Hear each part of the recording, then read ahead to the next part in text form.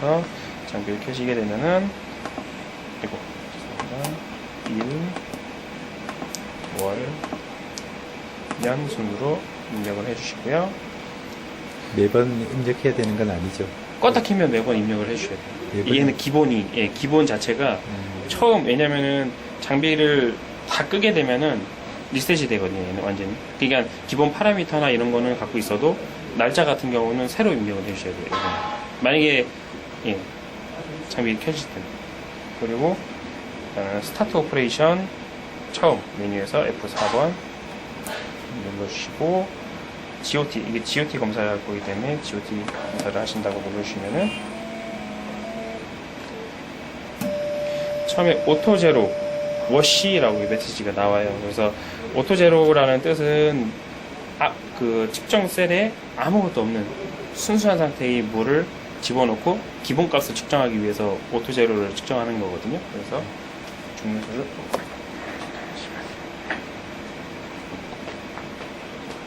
그냥 기본 그 백그라운드 값이라고 보시면 돼요. 백그라운드 값을 측정한다고 보시면 돼요. 그래서 백그라운드 값을 측정하기 위해서 이쪽 흡입 프로브, 그죠? 거기다가 중류수를 넣으시고 스위치를 한번, 벽에 있는 스위치를 한번 누르시면은 펌프가 동작을 하고요. 그 다음에 기계에서 리딩을 할 겁니다.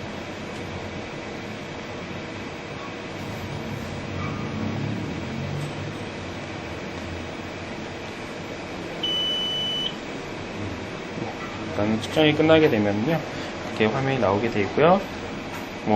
측정값이 지금 이게 천천히 올라오고 있잖아요. 근데 요거는 정상적인 부분이라고 보시면 돼요. 그냥 다른 물질을 넣으시게 되면은 막 이게 1. 몇 대 막 이렇게 튀거든요. 근데 얘 같은 경우는 지금 중류수기 때문에 0.00 이렇게 쭉쭉 나가게 되고요. 계속 올라가나요? 이건 천천히 놔두시게 되면 끝까지 막 1점대까지는 올라가진 않는데요. 왜냐면 소수점 넷째짜리거든요, 얘네는 지금. 그래서 이거는 사람 눈으로는 확인할 수 없는 부분이기 때문에요. 조금씩 올라가긴 돼 있어요. 그래서 이 부분을 확인하신 다음에 OK 엔터를 눌러주시고요. 템퍼러처 온도 OK 한 번 더 눌러주시면은 여기서 지금 아이디를 넣느냐 안 넣느냐 라고 지금 메시지를 묻는 거거든요. 첫 번째 페이션트 첫 번째 검체에서 GOT 검사를 할 거고 네임을 넣을 거냐 안 넣을 거냐. 근데 네임을 넣으신다고 하시면은 얘는 자판이 좀 한정이 되어 있기 때문에요. 그 아스키 코드 번호로 넣어주셔야 돼요. 그 아스키 코드는 이 장비 매뉴얼 맨 뒷장에 나와 있긴 한데, 100의 자리 숫자나 103, 104 이런 식으로 넣으시게 되면은 대소 문자나 특수 문자를 같이 넣으실 수도 있어요. 근데 그거보다는 일단은 넣지 않고 진행을 하시는 게 좀 더 편하시긴 하거든요. 그래서 not F2번으로 일단 눌러주시면 되고요. 워시 할 때는 그냥 가만히 두시면 돼요. 다른 걸 흡입시켜 주시거나 하실 필요는 없고 안에 거를 빨아서 내보낸다는 뜻이거든요. 그래서 지금 보시면은 제가 샘플하고 시약을 믹싱을 해서 바로 여기다 흡입을 시켜 줄 거고요. 만약에 그 카네틱 방법인 GOT 같은 경우는 바로 흡입을 해주시는 게 맞고, 엔드포인트 법의 그 시약 같은 경우는 검사 전에 미리 그 혼합을 하신 다음에 워터베스에다가 37도 워터베스에 10분 정도나 15분 정도 이렇게 그 반응을 시켜주신 다음에 흡입시켜주시면 되고요. 그래서 일단은 제가 일단 시약을 그 GOT 시약으로 컨트롤 일단 측정을 좀 해보도록 할게요. 보통 일반적으로 지금 R1 시약이 양이 많기 때문에 많은 걸 적은 쪽에다가 섞어주시는 게 가장 좋아요.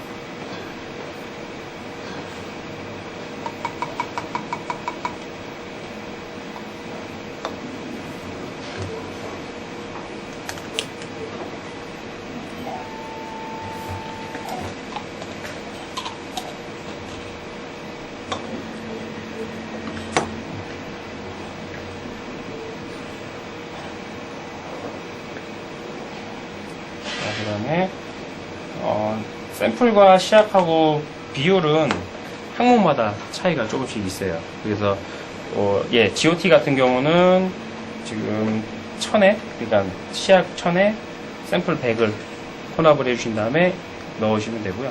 다른 항목 같은 경우는 어떤 거는 30에 1000을 넣는 경우도 있고요. 또는 뭐 20에 1000을 넣는 경우도 있고요. 그거는 조금씩마다 차이가 있기 때문에. 네. 그리고 지금 이 파이펫이 지금 원래 1000에 100을 넣는다고 말씀드렸잖아요. 근데 지금 50마이크로짜리라 2번 일단은 넣어도록 할게요. 만약에 1000짜리면은 한 번만 100짜리면은 한 번만 넣어주시면 돼요. 고정형.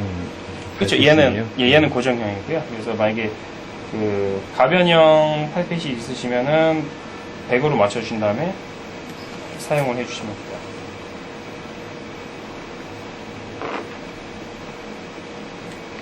총량의 100마이크로를 넣어주시고요. 그 다음에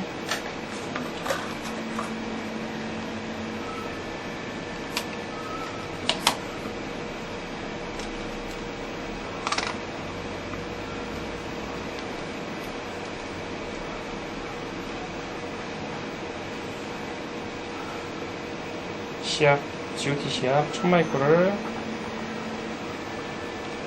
분주를 하신 이후에 살짝만 믹싱을 해주시고요.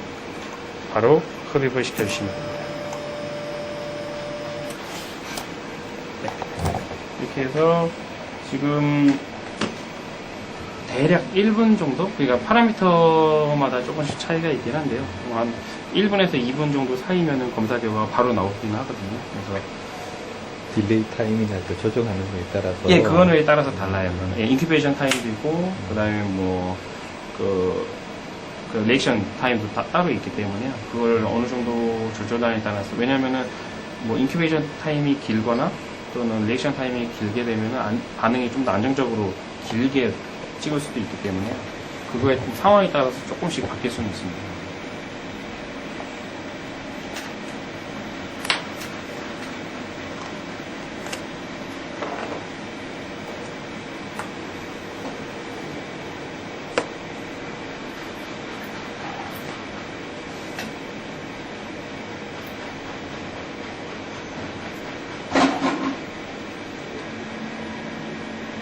이 장비 같은 경우는 조금 다른 장비에 비해서 많이 좀 콤팩트하고 좀 단순한 장비라고 보시면 돼서 얘 같은 경우는 아까 제가 말씀드렸던 뭐 칼곡선을 그려야 되고 그거를 뭐 2포인트 라이너 뭐 3포인트 라이너 찍어가지고 이렇게 검사를 진행하시는 건 아닌데 대신에 팩터를 구하기 위해서 칼리브레이션을 하는 과정은 있어요.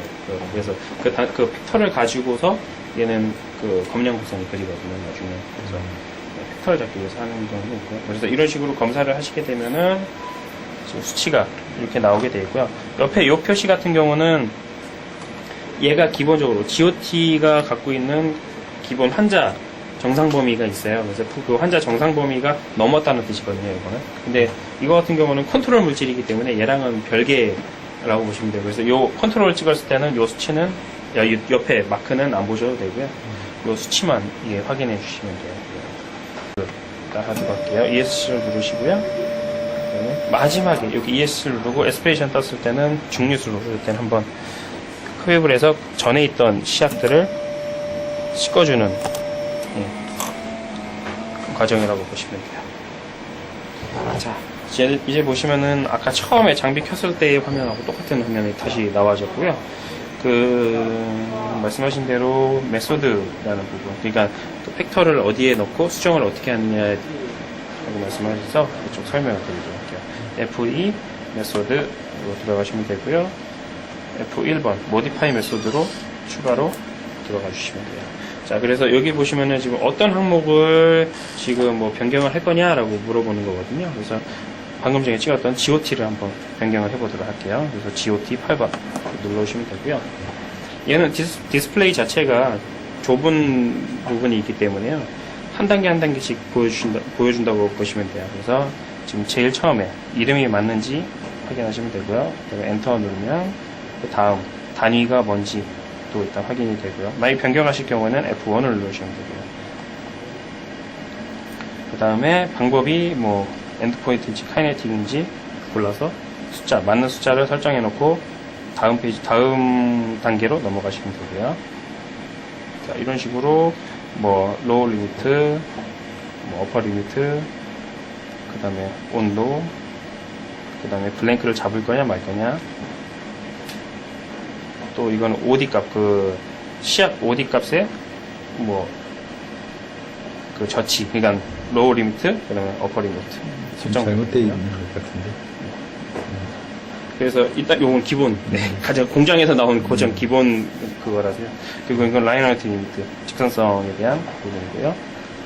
그리고 시약 볼륨은 1000, 그다음에 샘플 볼륨은 100, 그리고 스탠다드 콘센트레이션. 이 부분이 그 기준 물질에 대한 농도값을 넣는 부분이거든요. 그러니까 타겟값을 넣는 부분이라고 보시면 돼요. 그래서 이 부분 같은 경우는 수치를 강제적으로 넣고 나서 검사를 칼 잡는 과정을 진행을 하시면은 자동으로 벡터가 계산이 되는 부분이고요. 만약에 이 부분이 없으면은 그 앞에 찍었던 컨트롤하고 결과라고 벡터를 가지고 계산을 해서 다음 벡터를 그냥 내가 목표하는 벡터를 계산해서 넣어주실 때는 요거 없이 검사를 진행을 하셔야 되는 거예요. 해당 시약의 로또도 다 다르기 때문에 여기서 찍었을 때 장비 상태에 따라서 또 흑각도 값도 또 다를 수가 있어요. 다 똑같지가 않기 때문에요. 그래서 타깃 값을 집어넣고 얘를 찍게 되면은 벡터가 자동으로 계산이 되는 방법이 있고요.